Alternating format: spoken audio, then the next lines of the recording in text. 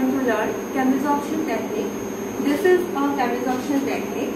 The model name is Chemisorp 2720 and make is Micromeritics USA.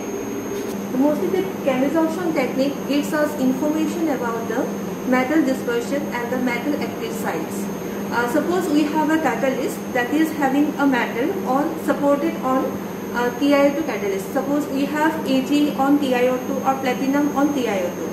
So we have to know how much metal is deposited on the catalyst and how much exposed active metals present on the support.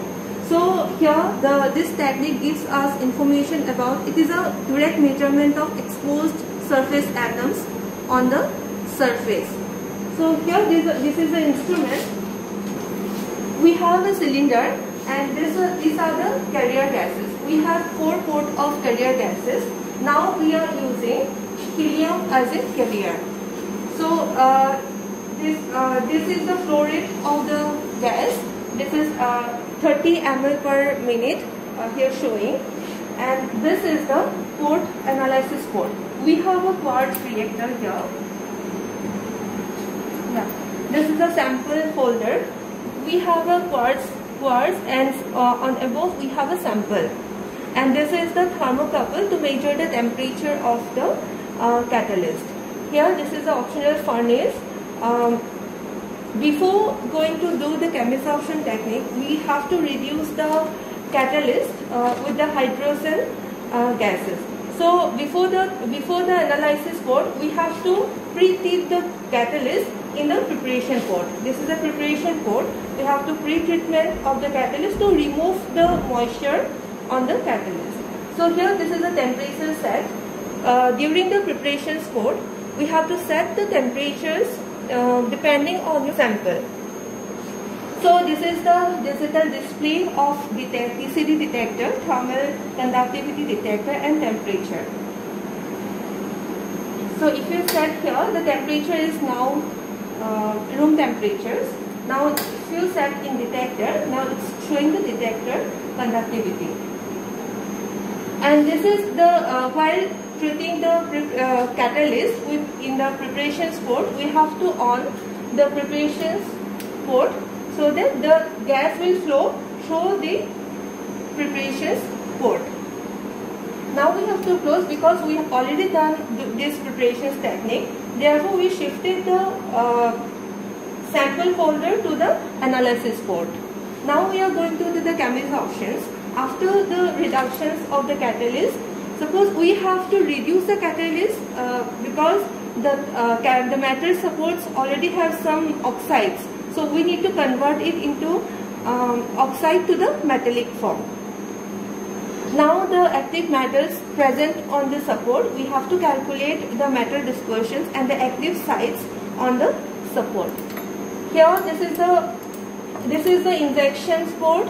We have to inject the sample, the known volume of sample, to this port. Now this knob is for the path selections.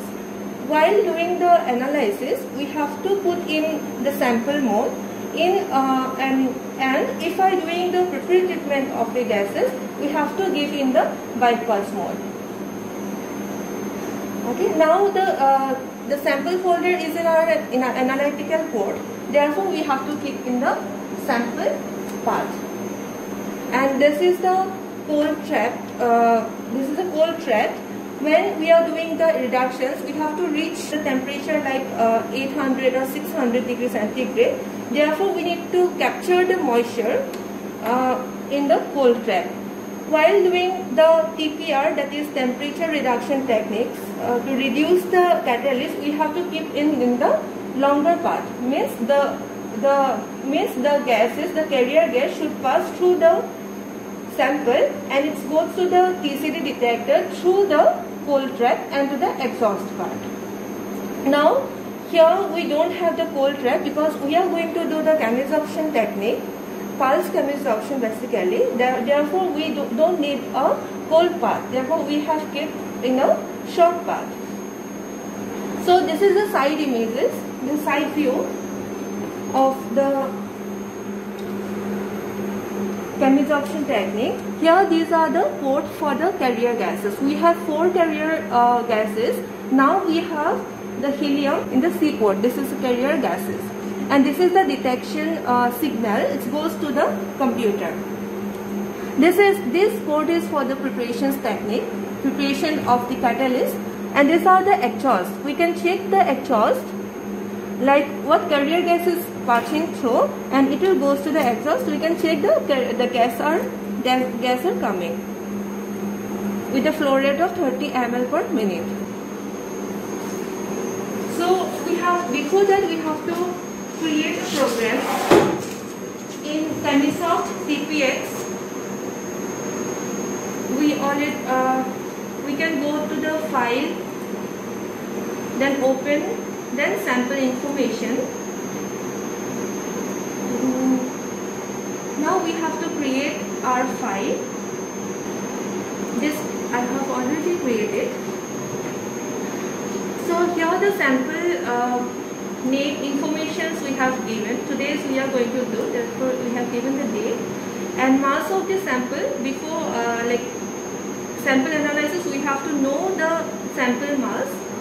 Then coming to the experiment, so we are doing the pulse chemisorption technique, and active metals is a AG. Then the initial condition gas flow. Whether the gas flows through the instrument, we have to know the carrier gas is a helium, that flow rate is 30 ml per minute. The loop gas, basically adsorbate gas, we have to use hydrogen or CO. So now we are going to use CO as an adsorbate gas to adsorb onto the metal surface. So here active concentration of carbon monoxide is 10%. The path selection is, I already mentioned it. The path selection I have given sample. Delay is a short path. We are not using long path. And cold trap we have removed. Then save. Now we are going to, and then loop. Loop information is a load. To the analysis, we have to go to the unit 1. Then start analysis. Then we have to go to our creating method. This one is created. Okay. All informations are already given, though I have to keep the next option. Then yes, the carrier gas is helium. Then next. Now chemisorption technique we have to do. Then next. Note, press the start button to begin the analysis. Start. All informations are correct. The carrier gas is helium. Rate is 30 ml per minute. Path selection is sample. Delay is short. Cold path divar is removed. Then continue. Now we have to wait the baseline to be stable. Our sample baseline is stable. Now press continue. Now we are taking 0.5 ml of adsorbate gas and we have to inject in this instrument. Now I have adjusted the volume, then press continue. Inject the gas into the inject septum and press continue. Here is the injection port.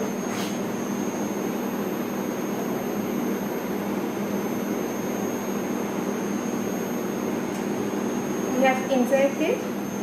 And then here press continue.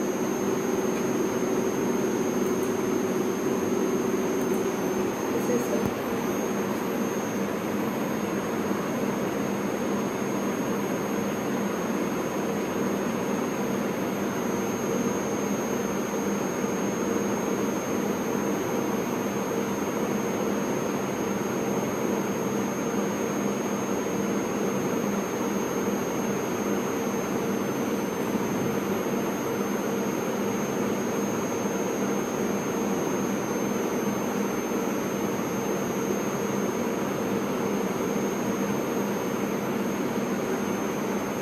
Actually, the TCD signal we have kept in the inverted, therefore the peaks is coming in the inverted form.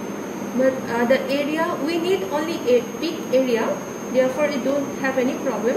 We can have a area of each peak.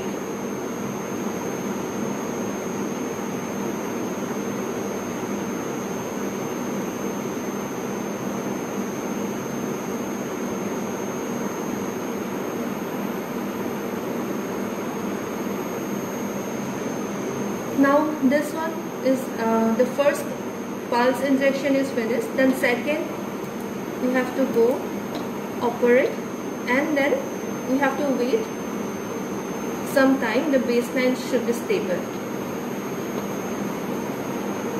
Here the one pulse is completed. We have to go to the next option, go to the operate, and again we have to continue the same procedure. Inject the gas in the inject septum and press continue.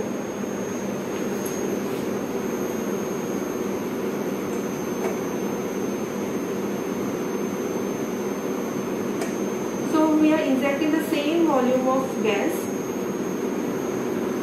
to the sample and then continue.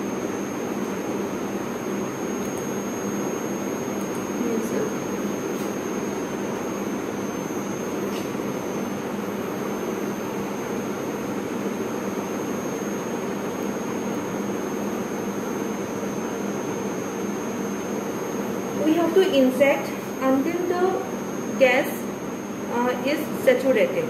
That means the first peak is the area of the first peak is lesser than the second one.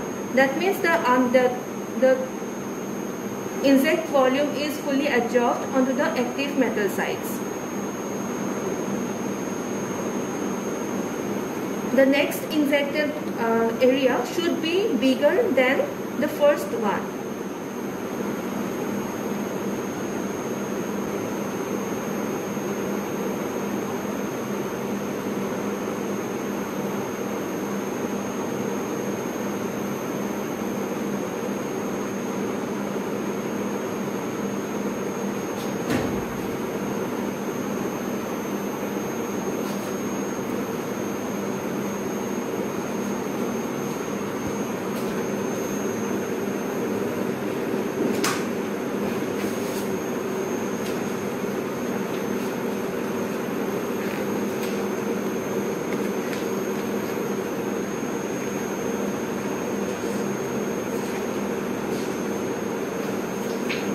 Now the second one also complete. We can clearly observe that the peak area of the first one is lesser than the second one.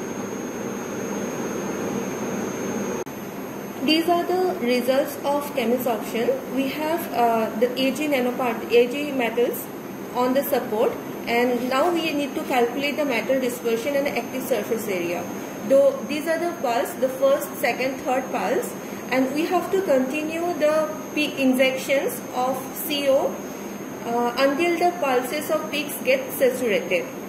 So to calculate the metal dispersion and active metal sites, the amount of gas adsorbed is obtained by calculating difference between volume of each pulses and fraction of CO or hydrogen not adsorbed. So total amount of adsorbed gas is obtained from the number of consumed pulses. Thank you.